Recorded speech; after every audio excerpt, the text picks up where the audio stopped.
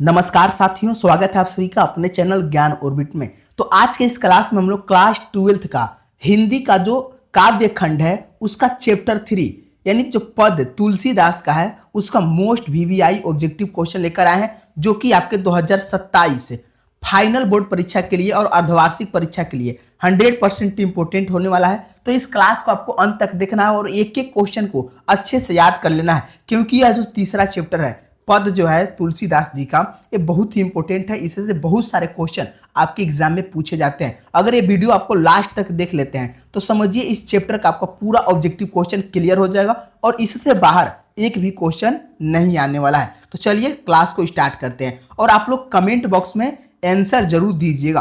पहला क्वेश्चन देखिए क्या कह रहा है। कह रहा है कि रामचरितमानस की रचयिता कौन है। मोस्ट वीवीआई क्वेश्चन है और बहुत ही हल्का क्वेश्चन है। तो रामचरितमानस के जो रचयिता हो जाएंगे कौन हो जाएंगे। कह रहा है सूरदास हो जाएंगे, तुलसीदास, कबीरदास की नाभादास। आप लोग कमेंट में आंसर दीजिए।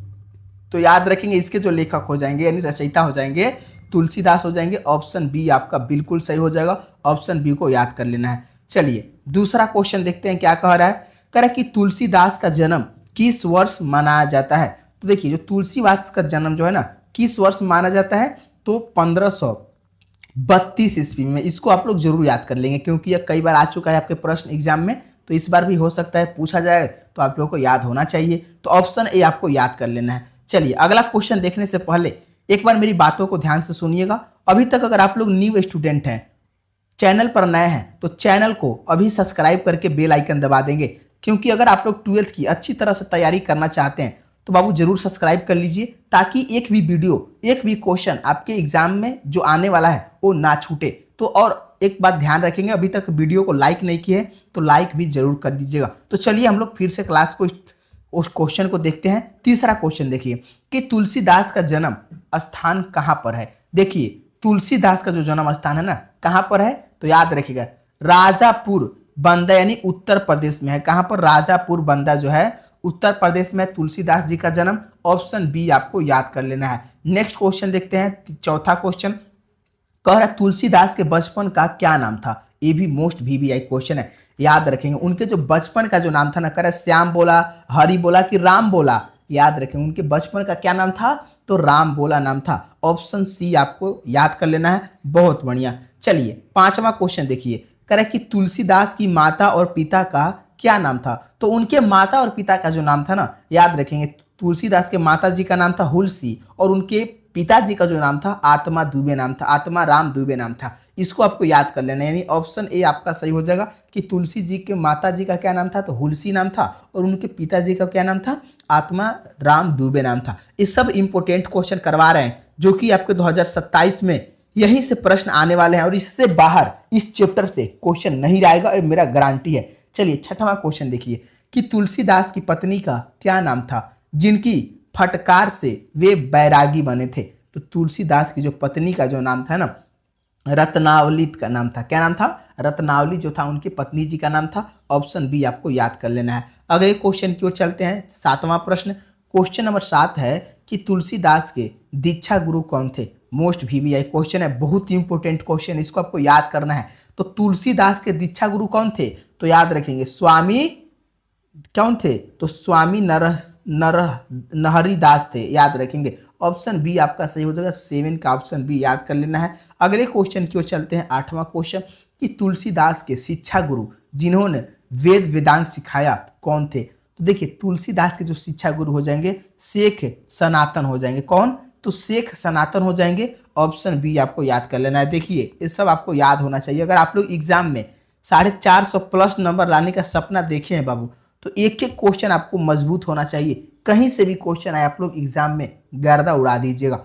चलिए 9 क्वेश्चन देखिए कि तुलसीदास किस भक्ति शाखा के सर्वोपरि कवि हैं। तो जो तुलसीदास है ना किस भक्ति धारा के हैं, तो वो राम मार्गी यानी सगुण शाखा के, यानी राम मार्गी शाखा के वो सर्वोपरि कवि है। ऑप्शन सी आपको याद कर लेना है। अगला क्वेश्चन देखते हैं। क्वेश्चन नंबर 10 कह रहा है कि विनय पत्रिका की रचना तुलसीदास ने किस भाषा में किया है। तो याद रखेंगे विनय पत्रिका की जो रचना है वो तुलसीदास किस भाषा में करते हैं, तो वे ब्रज भाषा में करते हैं। ऑप्शन बी आपको याद कर लेना है, ब्रजभाषा, ध्यान रखिएगा। चलिए 11 क्वेश्चन है, कह रहे रामचरितमानस की रचना किस भाषा में हुई है? तो रामचरितमानस की जो रचना है ना वो अवधी भाषा में है। कौन से? अवधी भाषा में है। ऑप्शन ए आपको याद कर लेना है, ऑप्शन ए को ध्यान रखना है। अगला क्वेश्चन है 12 प्रश्न, कर दिवंगत भाग 2 में संकलित तुलसीदास के दोनों पद उनकी किस पुस्तक से लिए गए हैं? तो दिवंगत भाग 2 जो संकलित तुलसीदास के दोनों पद हैं वो किस से लिया गया है? तो याद रखेंगे विनय पत्रिका से लिया गया, यानी ऑप्शन सी आपको याद कर लेना है। देखिए रामचरितमानस से नहीं लिया गया है, किससे लिया गया है? विनय पत्रिका से लिया गया है, आपको याद कर लेना है। अगला क्वेश्चन है क्वेश्चन नंबर 13, देखिए कह रहा कि प्रथम पद में तुलसीदास ने अम्ब यानी अम्ब जो संबोधन किसके लिए किया है? तो देखिए अम्ब जो है ना वो माता सीता के लिए किया है। किसके? तो सीता माता के लिए अम्ब शब्द का वो संबोधन किए हैं। ऑप्शन ए आपको याद कर लेना है, ये भी VBI क्वेश्चन है, इसको भी आपको याद कर लेना है। चलिए नेक्स्ट क्वेश्चन की ओर चलते हैं। 14 क्वेश्चन करे कि कबहुक अम्ब अवसर पाई में तुलसीदास सीता जी से क्या प्रार्थना करते हैं? यानी कबहुक अम्ब अवसर पाई, यानी तुलसीदास कहते हैं कि प्रभु श्री राम को उनकी करुण दशा की याद दिलाने की, यानी वे कहते हैं सीता माता से कि हे सीता माता मेरी जो करुण दशा है वो जरूर श्री राम जी से यानी प्रभु श्री राम जी को याद दिलाइएगा। ऑप्शन बी आपका सही हो जाएगा। चलिए नेक्स्ट क्वेश्चन देखते हैं। 15 प्रश्न है, कह रहा तुलसीदास प्रभु श्री राम के सामने अपनी बात सीधे न कहकर सीता जी के माध्यम से क्यों पहुंचाना चाहते हैं? देखिए तो जो सीता जी के माध्यम से क्यों पहुंचाना चाहते हैं? तो क्योंकि वे संकोच करते हैं और माता की सिफारिश का प्रभाव अधिक होता है, यानी ऑप्शन ए आपका सही हो जाएगा। ऑप्शन ए को ध्यान रखना है। चलिए अगला क्वेश्चन है 16 क्वेश्चन, कर तुलसीदास ने प्रथम पद में स्वयं को प्रभु राम का कैसा सेवक बताया है? याद रखेंगे वे प्रथम पद में ना अपने आप को कैसा सेवक बताते हैं? तो वे दीन बताते हैं, दुर्बल बताते हैं, पापी और अघाए हुए पेट भरने वाला दास बताते हैं, यानी ऑप्शन ए सही हो जाएगा। और देखिए आप लोग क्लास को अंत तक देखिएगा और जो भी बच्चे नए हैं जरूर सब्सक्राइब करके जुड़ जाइएगा, क्योंकि इस बार 2027 में कुछ अलग ही होने वाला है आपके एग्जाम में। तो जरूर आप लोग सब्सक्राइब करके जुड़ जाएंगे और वीडियो को लाइक जरूर करिएगा। चलिए 17 क्वेश्चन है कि द्वितीय पद में तुलसीदास प्रभु राम के द्वारा पर कब से खड़े हैं? तो देखिए द्वितीय पद में तुलसीदास जो प्रभु राम के द्वार पर कब से खड़े हैं? याद रखेंगे भोर से, यानी सवेरे से ही खड़े हैं, भोर से खड़े हैं। ऑप्शन सी आपको याद कर लेना है। चलिए अगले क्वेश्चन की ओर चलते हैं। 18 क्वेश्चन, क्वेश्चन नंबर 18 देखिए और इसका आंसर लगाइए। करे कि द्वार हो भोर ही को आजू पंक्ति में हौ का क्या अर्थ है? हौ मतलब क्या होता है? हम होता है, मैं होता है, इसको आपको याद रखना है। हम मतलब क्या होता है? हम, मैं होता है। ऑप्शन ए आपको याद कर लेना है। चलिए नेक्स्ट क्वेश्चन की ओर चलते हैं। 19 क्वेश्चन, क्वेश्चन नंबर 19 देखिए इसका आंसर लगाइए। करे कि तुलसीदास राम राम के द्वार पर जाकर किस चीज के लिए गिड़गिड़ा रहे हैं? तो याद रखेंगे किस चीज के लिए? तो भक्ति रूपी निवाले की एक कोवर के लिए, यानी ऑप्शन सी आपका सही हो जाएगा। ऑप्शन सी को याद कर लेंगे। अगला क्वेश्चन है 20 क्वेश्चन, कह रहा है कि पेट भरी तुलसी ही जे वाइन भक्ति सुधा सुनाजू, मैं तुलसीदास किस सुधा यानी अमृत से पेट भरना चाहता है? इसमें जो तुलसीदास जी है ना वो किस भक्ति धारा या किस सुधा से पेट भरना चाहते हैं? तो भक्ति रूपी अमृतमय अनाज से, यानी ऑप्शन ए आपको याद कर लेना है। देखिए सब आपको याद होना चाहिए क्वेश्चन, तभी आप लोग अच्छे से एग्जाम में मार्क्स ला पाएंगे। 21 क्वेश्चन देखिए, कह रहा है कि तुलसीदास जब संतों के पास अपने कष्टों के निवारण के लिए गए तो संतों ने उन्हें किसका नाम लेने के लिए सलाह दी थी? तो याद रखिए किसका नाम लेने के लिए सलाह दिया था? तो दया निधान श्री राम जी का, दया निधान श्री राम जी का नाम लेने के लिए आग्रह किया था। चलिए ऑप्शन सी आपको याद कर लेना है। अगले क्वेश्चन की ओर चलते हैं। 22 क्वेश्चन देखिए, कह रहा है कि कवितावली, गीतावली, दोहावली किसकी रचना है? याद रखिए कवितावली, दोहावली और गीतावली ये जो है तुलसीदास की रचना है। ऑप्शन बी आपको एकदम याद कर लेना है, बहुत ही इंपॉर्टेंट क्वेश्चन है। चलिए 23 क्वेश्चन कह रहा है कि हनुमान बाहुक किस प्रसिद्ध कृत का एक अंग मानी जाती है?